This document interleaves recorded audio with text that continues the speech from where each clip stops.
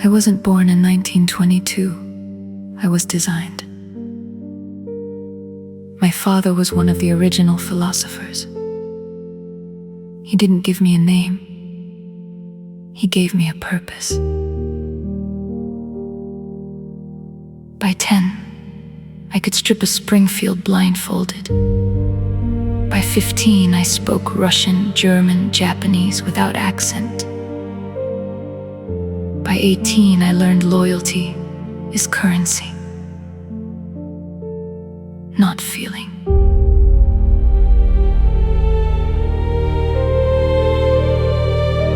They later called me the Joy, not because I smiled, because in combat I felt something pure. Not hate, not fear, joy. World War II gave me a family, I handpicked them. The pain, the fear, the end, the fury, and him, the sorrow. We won Normandy in June 1944, not because we were stronger, but because we were willing to be erased.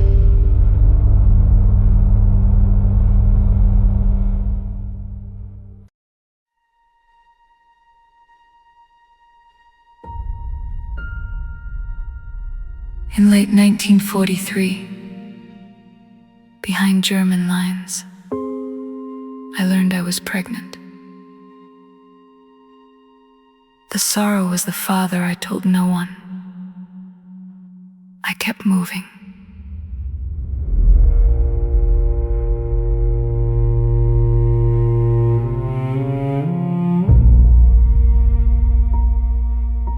The cover blew, then a bullet tore through my gut.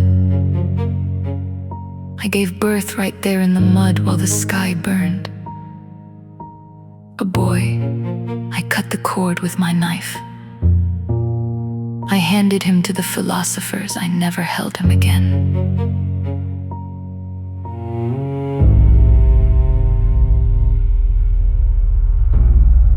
They named him Ocelot. I named him the Scar. The sorrow never forgave me for choosing the mission. I never forgave the world for making me choose.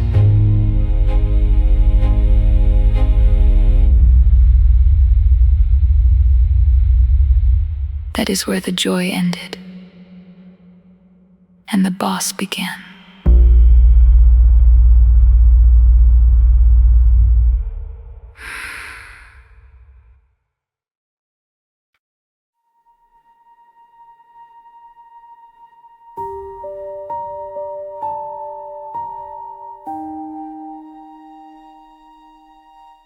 After the war, America didn't need heroes.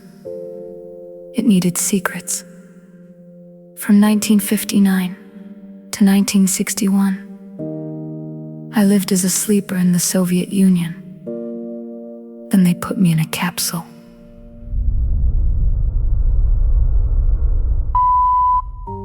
Project Mercury launched me April 12, 1961. Same day as Gagarin officially. I was never there.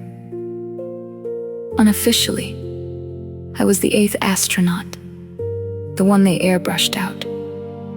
Re-entry tore the capsule apart. I lived comatose for 6 months.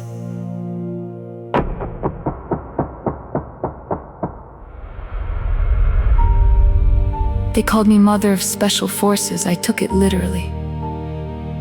I built CQC with a young Green Beret named Jack. I gave him weapons, techniques, knowledge.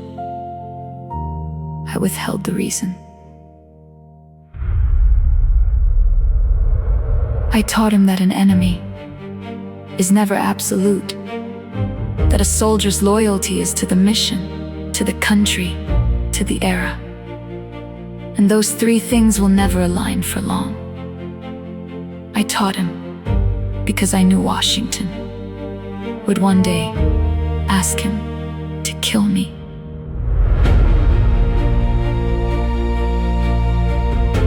They gave me one final mission: defect, give Vol'jin's legacy to my son, then die by his hand, so America could stay clean. It was not betrayal. It was a choice. I chose the world over my life. I chose him over my honor.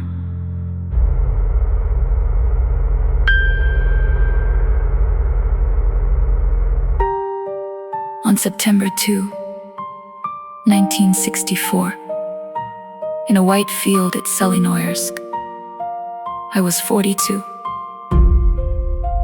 I laid down my patriot. I opened my arms. I watched the only man I ever truly raised aim at my heart. And I felt joy. I have given you everything. There is nothing more for me to give. All that's left for you to take is my life by your own hand.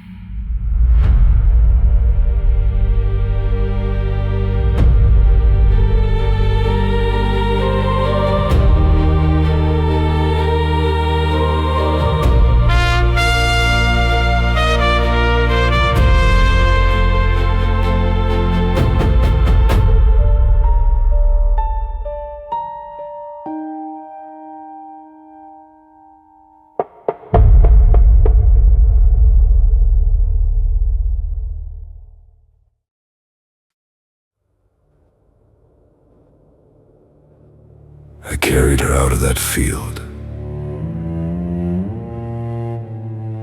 Her blood on my hands, her patriot in mine. The white lilies didn't move. The wind didn't care.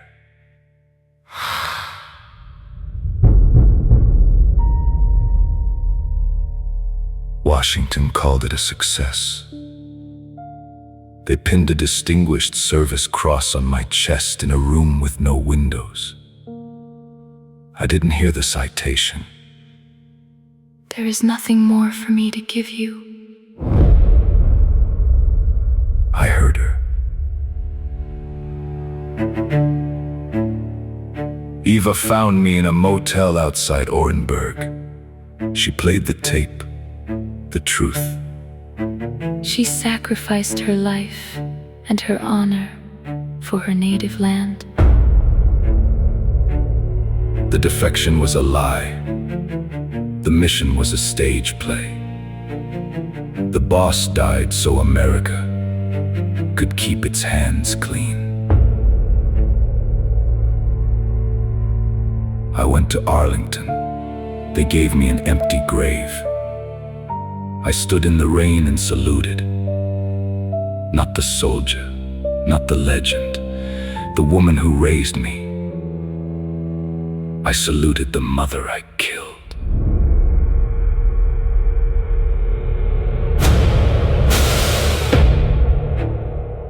That night I stopped being Jack. The philosopher's legacy was heavy in my pack. The pain was heavier in my chest. Loyalty to the end. I finally understood her last lesson. They will call me Big Boss. They will build statues and myths. They will never know the cost was a field of white flowers. I walked away from America that day. I carried her will with me instead.